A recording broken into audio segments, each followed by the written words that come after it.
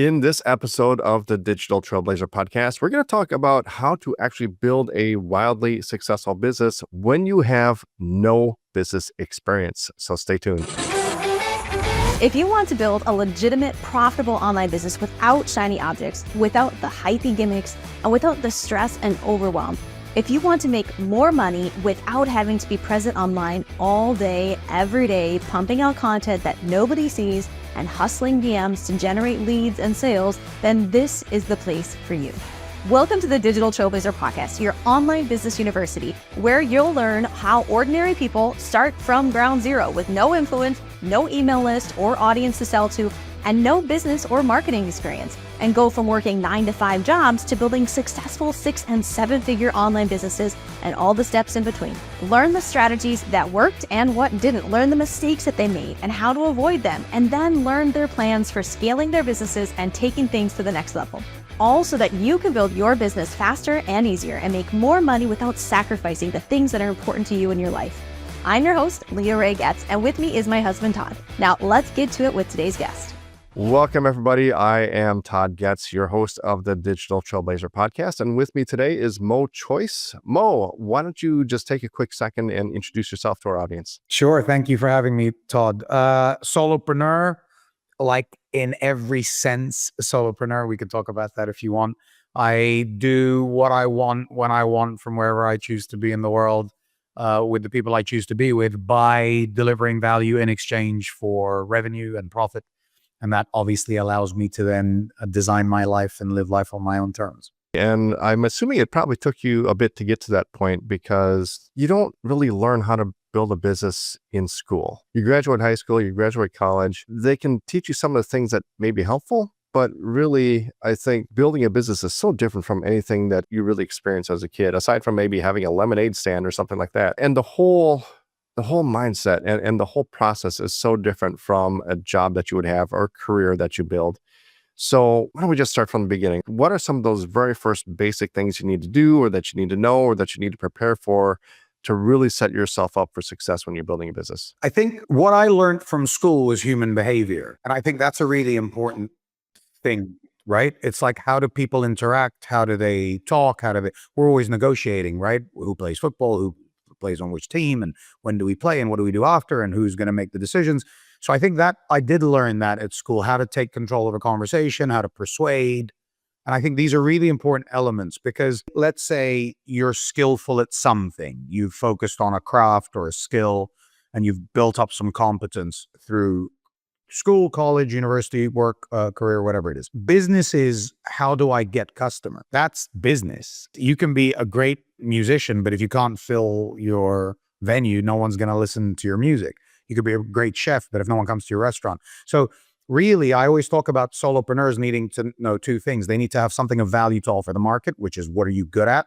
What is the point of view in a business sense? And then the second is, you need to know how to find customers. And most people fail with the latter. Some people are really good at finding customers, but they suck at delivering. We call those scams. And it's short-termism, and it only really works if you don't need a customer to stay with you. And if you're not relying on reviews and reputation and things like that. But ultimately, that's what it comes down to. Well, and I think you're right. Most people, just about everybody, starts with some sort of expertise that they want to turn into a business.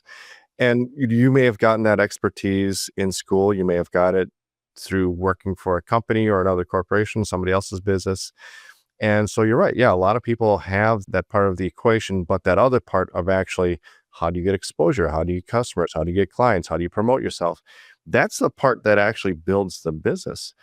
And it amazes me, well, maybe not, it doesn't amaze me anymore, but it used to amaze me that people would say something like, I just want to focus on my zone of genius and I want to leave all that crazy marketing stuff to somebody else and just outsource that.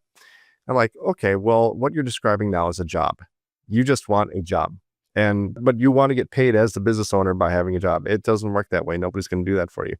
If you want to build a business, you need to learn how to build your business. You need to know the marketing. You need to know the sales. You need to know where the bodies are buried, right? You can't just outsource that to an agency and then potentially have them leave or whatever. And then you don't know how to build your business. You can't build a business that's fully dependent on somebody else to know how the business is actually run. Or even partly dependent. It depends on what the dependency is, right? And here's the other thing, Todd. How am I supposed to hold someone to account if sales or marketing, or if I don't know how to do it? And you don't have to be great at it, or you don't have to be skilled at it, but you have to understand it intimately. What makes this work?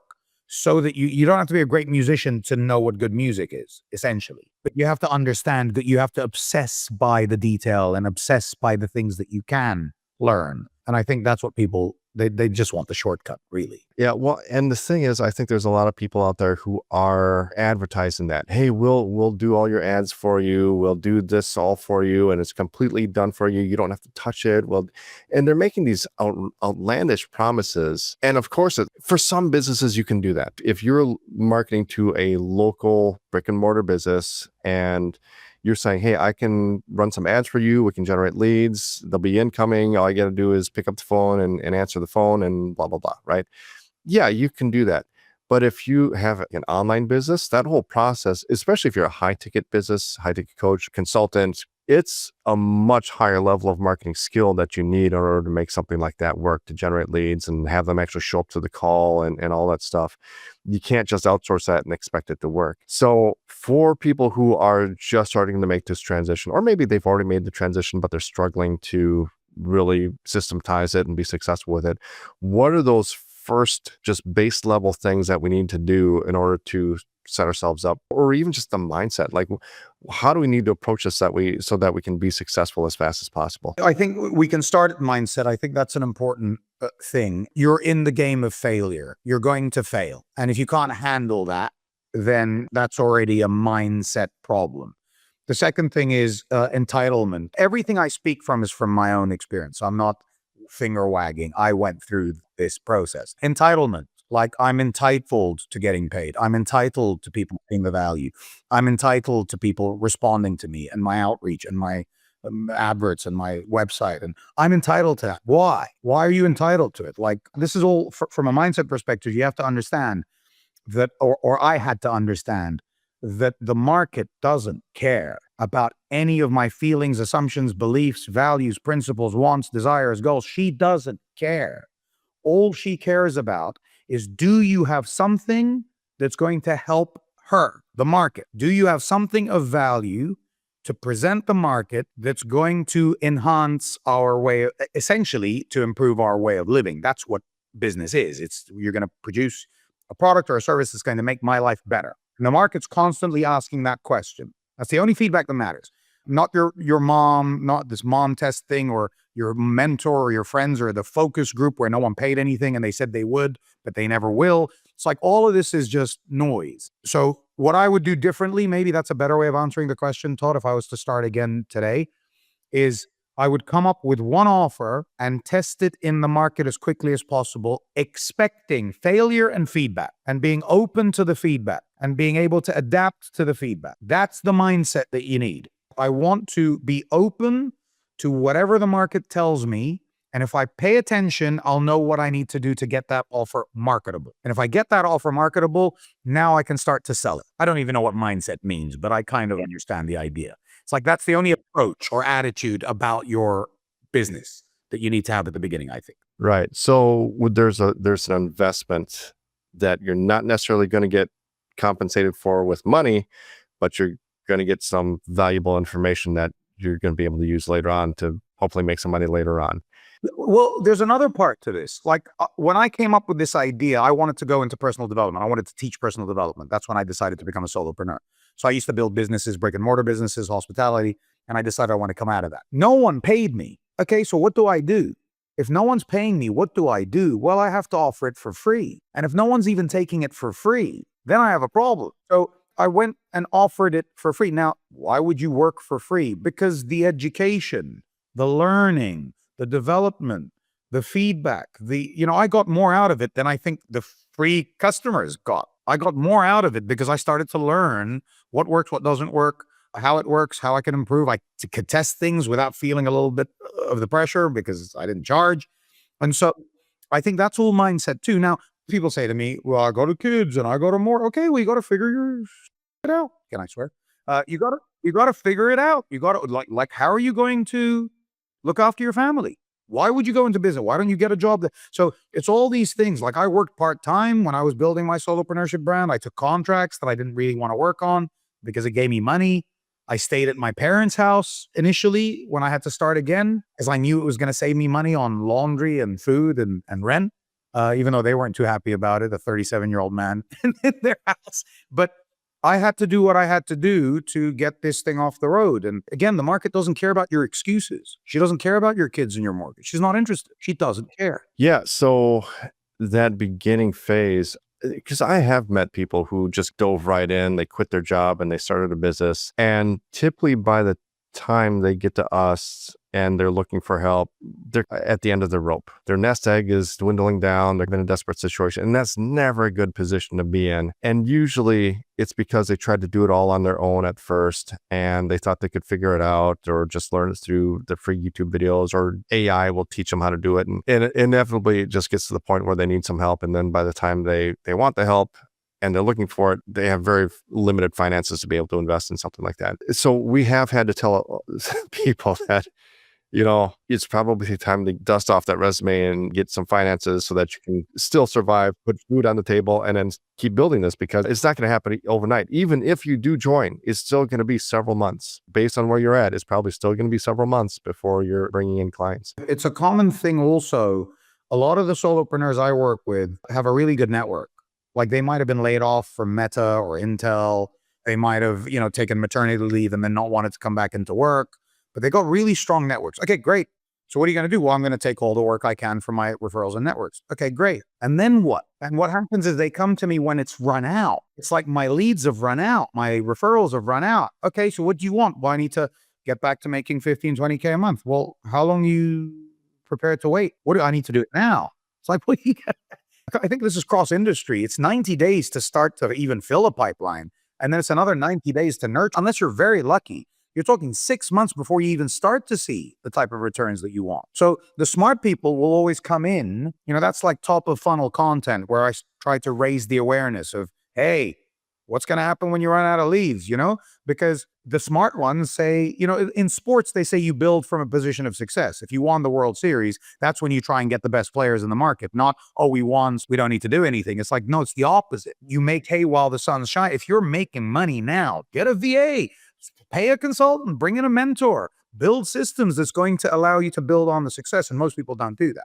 Well, and the other thing that you mentioned was that when people have relied on their network and the referrals and they're at the end of the rope too, the other thing that makes that tough is that if you're in a position where your referrals and your network has kind of ran out and you need to start going to a cold audience in a cold market, the way that you need to market your business to a cold audience is very different from the way that you market it and you sell to a network or an existing referral or stuff like that. And so you're really starting over from just ground zero. So even though you may think that, okay, I've got a validated offer, I've got a sales process that works, I've got all this stuff that's working, I just need traffic, I just need exposure. Well, no. You need marketing too. And that's going to take a while. Exactly right. That's exactly right. And also it's like you haven't learned. I use the fishing metaphor, right? So if you're catching fish as your clients, right? You want to learn how to take your boat and your fishing rod to any water and catch a fish. Don't you? Don't you want to learn how to do that? Or are you going to rely on the store to bring it in for you? Or are you going to rely on your friends to bring it for you or to tell you where to go fishing, right? It's like, no, you want to be able to go into any piece of any form of water, any lake, river, sea, and catch your fish when you need to. And most people put that off because that's hard to learn, or they think they don't need it. But it's the idea that hope is not a plan. And so when I get their attention and I ask them these questions, I'm sure you're the same, they start to, well, I don't know what's going to happen after I run out of referrals. The problem is they're not looking. And here's what they tell me. I'm sure you've heard the same. Oh, I've been so busy with the work because I got so many referrals coming in and so many people through my network asking for help. I was just really busy. Well, where's your boundaries? Why can't you say no? Why can't you protect a couple of hours of your day to develop your sales pipeline? And these are the questions. But you started at the beginning by talking about school. We don't know any of this stuff. You have to live certain stories in order to tell them and in order to grow from them. And so sometimes you just have to live through it. You have to suffer the breakup. to understand love. It's just one of those things. We often use analogy of building a business as like sports. Like you can read all the books that you want about how to throw a football, how to throw a perfect spiral, how to shoot a free throw. You can read all the books and watch all the videos about how to do that. And it may give you a little bit of a head start, but you're not actually going to be good at it until you actually get out on the court, get out onto the field and start tossing that ball around and just getting the experience. That's just the way that you learn business, I think. Todd, there's another part of that too. You know how earlier we were talking about having the competence and building the competence and then being able to go to market. Some people also don't build the competence in the right way. To your point, they learn how to cook, but not in a busy restaurant. And then they think, now I'm ready for business. It's like, but you don't have the in-game experience where the stadium is full and the pressure is on and you're competing against, you just went to practice. And that's another thing I always say to people. I go, how do you know that you're able to handle the work, the tempo? It's easy doing a project in your own time. It's much harder when you have 5 or 6 clients with deadlines. And a lot of people don't expose themselves to that pressure either before they go into the lion's den. And that's a big problem too. So one of the things you mentioned was putting an offer out there and getting the feedback. How do you suggest people do that? Because I know that we've done this in different ways in the past. One of the ways that we like to do it, but it's mentally, like mindset wise, is tough. My wife and I, we struggle with having that employee mindset. We struggle to have the entrepreneur mindset that we need.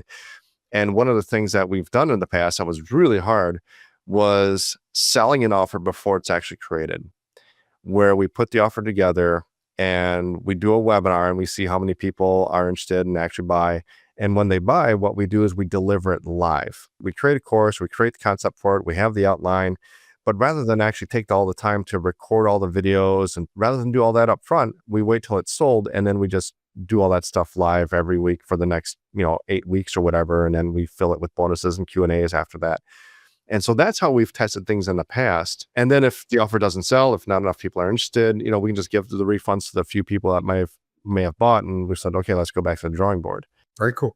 And I think so that's definitely a clever option. You can also do it for free and do a test group. Well, that's harder to get the commitment. So you have to be very, very good at finding the right people to do that. What I will say is I look at offers differently. I don't look at the offer as when we talk about building the offer, I think we're building the delivery mechanism. And what I mean by that is the offer is the outcome. And I don't think you need to build that. I think you need to identify an outcome that people want. So for example, if my outcome is I'm going to show you how to lose 20 pounds in 90 days, that's the outcome. If someone says, I want you to help me do that, what you're talking about is we're going to build the mechanism that's going to allow them to achieve that outcome. So what I often tell people is the offer is the outcome. Test that. See if that hooks people in. And then figure out how you're going to deliver them the outcome. And actually, the best way to test an offer is to guarantee the outcome. I will do everything I can to getting you that outcome. And if I don't, you don't pay, or you get your money back, or I'll work with you until we do, or whatever, some form of risk reverse, right? So the idea is, this is what I tell solopreneurs. Why would you limit your time, your resource, your competence, your skill set, your network? Why would you limit any of that? When I get on sales calls and someone says to me, what's the curriculum? I say, your commitment is the curriculum. If you're committed to getting the outcome and you're willing to do whatever it takes, I'll match that commitment. And if we don't get the outcome, you're not going to be out of pocket. And that's the best way to test the market, because if they say no to that, you've got no chance when you limit the time and limit and no guarantee. You got no chance. So how do you get the word out there when you want to test something? How do you get people in? Are you running paid ads? Are you knock on doors? I mean, look, Airbnb, we're still knocking. They raised 35 million or something, and they were still knocking on doors, telling people, hey, have you seen our app? And you got to knock on doors. You got to outreach, right? And outreach is, you got social media. And I used to do this door to door. I'm sure you are familiar with this world too, Todd, pre-internet. I had to go door to door and knock and ask, are you interested in this? Or go to meetups or networking events or festivals or conferences or seminars to just say to people, hey, this is what I can do. On social media now, you can, I use LinkedIn. You can reach out to 200 new people every single week. And then when they connect, ask them if they're interested in getting this outcome that you think you can get them, and test it by proactive door knocking. That's how I do it. I don't spend money on ads unless I have money to, it's like the casino ads for me. I go to the casino with the money I'm prepared to lose. That for me is advertising. And again, by the way, just I have no idea about ads. So if you know about ads, if that's your skill set, great, knock yourself out. You know what you're doing. I don't rely on content, even though I create content because it allows me to develop my brand and my ideas and test ideas. But I don't rely on content to bring in inbound or anything like that. If that happens, great. But I see it as the build it and they will come. I always have this joke. I'm like, you're not the Romans. You're not going to build it and they will come. No one cares about your store or your website or your Instagram, but no one cares. No one's going to just come and look for you. There's too much noise now. So we have to go and find them and attract them to us. So how do we do that? We find people that we think might be interested and we say, hey, come and check out what I've got. It might be useful for you. And we see what the feedback is. Well, with paid ads, what I'd say is that it's just a way to get the answer faster with less effort. I mean, yeah, it's going to cost money, but you're going to get the answer faster versus going out and joining Facebook groups and connecting with people, going to LinkedIn, making connections there. And, you can do that grind. It works. What I will say about the effort though, Todd, is how much effort did you need to make the money though? Because it's an indirect effort. So it depends how much money, and I know you can test. I know people that are very good with ads, and they test the small budgets, and they see what happens. Great. But again, more and more people are getting good with ads, and more people are knowing how to manipulate the ads in their favor. So that's getting harder. But I agree with you. Whatever resource you're prepared to sacrifice, time, money, then sacrifice that and get the answer as quickly as possible. I agree. Are you doing anything when you're testing this offer and you're getting these first people in, or like you said, you could do it for free, you might charge some money. Are you doing anything on the back end as far as asking for testimonials or reviews if they get the result or if they're happy? Or I'll give you a free space on my program and I want to book regular reviews with you and I'm going to record them and I'm going to use that either to promote or to improve. And that's the deal. And most people are happy with that. Nice. Yeah. So just right up front, those are the conditions for joining. Yeah. I want you to help because it's like because you also have to justify why you're doing it for free. I don't say, hey, I'm offering this for free because I suck at marketing and sales. I say I'm doing it for free because I'm testing and I want some feedback. And so you make it like a partnership rather than, hey, you got this lucky thing from me and I don't know what I'm doing, that kind of thing. So you make it a proper agreement, a proper partnership where you're going to help me make this even better. And I'm going to help you get whatever outcome that I'm offering on the program. And I think that's the right way to do it. And the key also, Todd, is to book in regular reviews. It's like you don't just leave it to chance. It's like, let's schedule this in every 3 days, every week, every 2 weeks, depending on how long the program is. I want to book in these 15-minute calls where we're just going to talk real quick. What's working? What isn't working? What are you happy with? What would you change? Have you gotten progress? What's the progress? Great. Thank you. Bye. Great. Yeah. I like that idea because I was about to ask about that. It's like, how do you make sure that they're going to give you the feedback that you're looking for or the testimony or the review? So you're just booking those on a weekly basis or every couple of days or whatever it is. And then are you recording those encounters so that you can use those for videos and marketing later? Or yeah, I record everything. I remember one of my first advisors, she said to me, you can't record your sales calls. You can't record. And I was like, why? And they're like, oh, people are not going to be comfortable and they're going to... I record everything. I've got like 4,000 videos recorded, sales calls, one-to-ones, complaints, testimonials, delivery. And actually, I'm so glad I did that because with AI now, I can spit those into AI systems now and AI agents, and it will just tell me. It was so easy now to build this. We're building this Moe Choice chatbot and it's taken everything I've ever said since I started this online game. And it's just figuring out the patterns, the commonalities, the common questions. So there was so much benefit to that I didn't realize was going to be beneficial. But you want to I learned this from Gary Vaynerchuk when he said, you don't create content, you document everything. And I heard that and I was like, whoa, how do I document everything?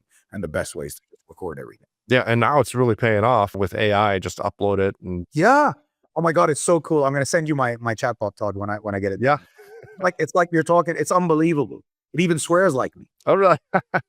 Yeah. Well, and that's the thing, the speed of the analysis now, rather than having to review a bunch of hour-long sales calls, how many hundreds or thousands of hours of sales calls to figure out what you want to know to put together a marketing plan, you can upload those in the AI and it can analyze those within seconds or minutes and give you the answers that you're looking for so much faster. And it allows you to be so much more adaptable, so much more nimble, being able to pivot whenever you need to in your business. It allows you to do that so much faster. And I think that adaptability is one of the most important things to have in your business, being able to be adaptable to the market, to market changes. Always. The other thing is I was in hospitality And we had this idea that we're going, every time we see something that needs to be improved, we improve it. We don't wait. We don't put it on a backlog. We see it and we improve it. And I brought this into this model. So for example, I run a monthly masterclass. It's like a way to get people to come and see me deliver live, and I don't charge for it. And at the end, then I see who's interested in what I do. And it took us 21 masterclasses to get it right, to start to see the results that we wanted. And probably another, I think it's 39 that we've done in total. Probably took us another 15, 16, and I brought in some people to give me some feedback. The trick to that, when someone says to me, why did it take you 21? Because we improved little things at a time and we wanted to test things. We didn't just say, bang, let's change 6, right? And so I think this is the other mistake people make. They're so impatient with improving something properly one step at a time rather than trying to improve 6 things not well. And I think one of the things that the danger of AI is that it takes away from self-reflection. And so what I often do is after even now, after this recording that we've done, I'm going to sit and reflect. Could I have done better? How could I have prepared better? What did I say that I shouldn't have said? How can I think about this differently? Todd brought up something that I wasn't ready for. It's 5 minutes and you don't even have to remember it or store it. You just need to write it. That is what people don't understand also. When you write it down and make it aware, that's it. It's in your system now. It's in your model of the world. I heard a quote the other day and I loved it. It was on Twitter or something. She said, I've never met anyone successful who takes copious amounts of notes. And it's true. And the reason successful people don't need to take notes is they learn what they have to learn as quickly as possible in as much detail as possible. The only way to do that is instant reflection, because otherwise you lose the detail. Yeah, it's interesting. Now that we mentioned AI, the other thing that I think is a danger for people is that I think what makes AI good and what really allows you to use it in your business to your benefit is when you have the right inputs. And so if you have all the videos and the sales calls and the webinars and all that, and you can input that to get what you want out. Whereas I think a lot of people expect to be able to use it to get the feedback that they want without having to put the inputs in. That's right. There's these AI agents now, which is where the AI, once you train the initial inputs, it will then make sure that it's doing the job. So it's like a chat GPT, right, built in a proper system where they can actually check their own work. And we're testing this out now with a couple of AI consultants, and it looks very promising. So for example, if I say, I want a list, here's a list of leads. I want you to analyze them and put them in order of who you think are the hottest leads, let's say. You can put that into ChatGPT, and with the right prompt, you can get a reasonable result. But with an agent, it will qualify. It will check, but he wants this. Are you sure? How do you know that's true? How do you know this guy leads better than this lead? And it will do all of that, and it won't come to you until it knows it's done the work. And I think this is where AI is going. It's getting to a stage where these really smart people are going to build agents that with the right training will have all the prompts built in. And so all you need to do is say, here's the leads list, do it. And I've seen this firsthand, and I'm trying to work out my own version of that. And so I think that's what makes it super exciting, because there's no point just prompting, like you said. That's a very low level. That's like a minimum wage. You know what I mean? Yeah. Well, and the other thing I was saying, and I think I'd mentioned this before in the podcast about how the internet, when it first was coming into its own and people were jumping on and they're getting their email addresses and everything was new. And the expectation was that, oh my goodness, all this information now at our fingertips, humanity is going to be so much more intelligent, so much smarter, so much more enlightened. And I think what really has happened is that it's just created this gap, this divide between people who use it as a crutch versus people who use it and actually learn from it and make themselves better with it. There's so many people who use the internet and it has made them dumber.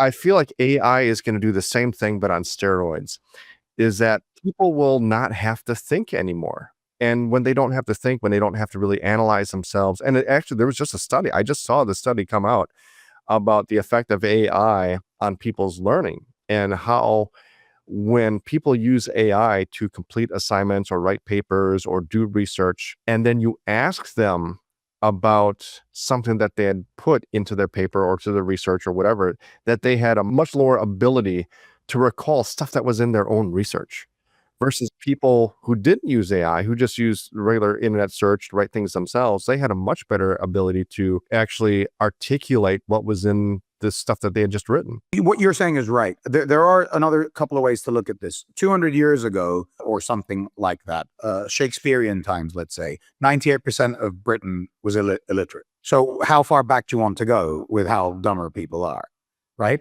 So because we're living in it, so we're comparing it, for 10 years ago, maybe, or 6 years ago. So I think that's something to think about. Like, we are a much more aware species, if not smarter, right? And of course, we're getting more educated, and people are being able to read and code and do things like that at levels we've never seen.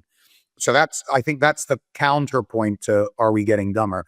I think that where I agree on the dumber side is we're getting more distracted. I think where AI might help is that it stops us being distracted, because it's one thing learning, it's another thing being so overwhelmed and always busy. And I got to read the next book, and I got to watch the next podcast, and I got to join the next course, and I got to keep up with this and this and this. It becomes so overwhelming that really, my best ideas come when I'm not working. My ideas best come when I've taken a couple of weeks. That's why I can't even go on holiday, because I'm just thinking about new ideas when I'm supposed to be resting. So I think what AI will do is give us space to think, to connect, to create. And if we use it properly, if we're just going to use it to sit and watch Netflix all day because AI is doing the work, yes, we're going to get dumber. No doubt about it.